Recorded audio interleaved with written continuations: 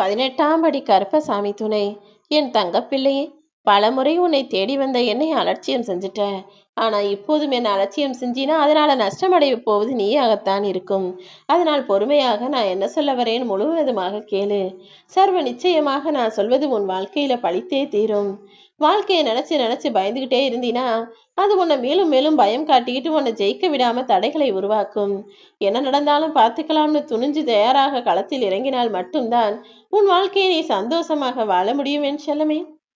உனக்கு எதிரி வெளியில இருக்கான்னு நினைச்சு வெளியிலேயே தேடாதே. வெளியில இருக்க உன்னுடைய எதிரிகளை எல்லாம் நான் சமாளிச்சிருவேன். ஆனா உன் மனசுக்குள்ள உனக்கும் உனக்கும் இடையில் ஒரு போராட்டம் நடந்துகிட்டு இருக்கே. உனக்கு உன் மனசாட்சிக்கும் இடையில நடக்கிற அந்த போராட்டத்தை தான் நீதான் மட்டும்தான் தீர்க்க முடியும்.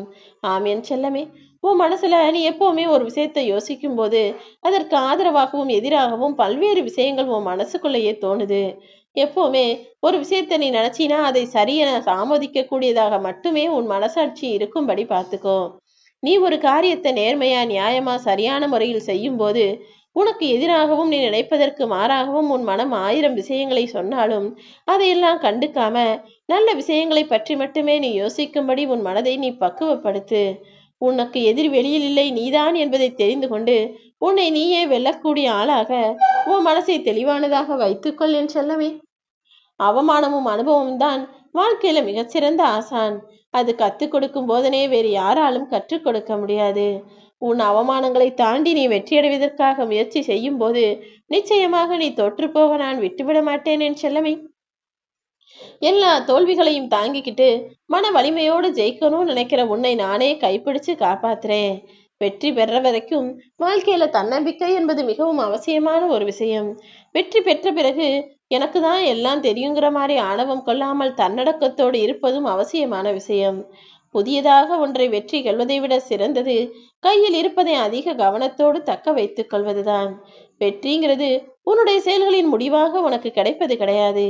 நீ செய்கிற ஒவ்வொரு செயல்களிலும் உனக்கு வெற்றி இருக்கு. எப்போதுமே நான் என் வாழ்க்கையில ஜெயிப்பேன்ற எண்ணத்தோட உனக்கான தேடலை நீ அமைத்து கொண்டால் எத்தனை முறை தோற்றாலும் மீண்டும் ஜெயிச்சு நின்றலாம் என் செல்லமே. நீ நினைச்சது இன்னைக்கு வேணும்னா நடக்காம போயிருக்கலாம். ஆனா கூடிய சீக்கிரமே நிச்சயமாக நீ ஜெயிக்கத்தான் போகிறாய். தேடலை மட்டும் தொலைத்து விடாதே. முயற்சி எனும் படிக்கட்டில் நேர்மையாக ஏறி முன்னேற முயற்சி செய்கிற உனக்கு துணையா உன் அப்பா கருப்பசாமி நான் எப்பொழுதுமே இருப்பேன் என் தங்கமே. நெஞ்சில் கனவுகளை வைத்துக்கொண்டு ஜெயிப்பதற்காக வேலை செய்யும் நீ ஒருபோதும் தோற்று போக மாட்டாய். உனக்கான உதவிகள் உற்ற நேரத்தில் நிச்சயமாக உன்னை வந்து சேரும். அதுவரைக்கும் உன் உழைப்பை மட்டும் நீ கொடுத்துக்கிட்டே இரு. எந்த இடத்தில் கருணை உள்ளம் இருக்கிறதோ அங்கு அன்பு நிச்சயமாக நிறைந்தே இருக்கும். நீ எப்போதும் அன்போடும் பாசத்தோடும் கருணை உள்ளத்தோடும் எல்லாரிடமும் பழக நினைக்கிற. அப்படி இருக்கும்போது உன் வாழ்க்கையில அநீதி நடக்கும்படி நான் விட்டுடுவேனா என்ன?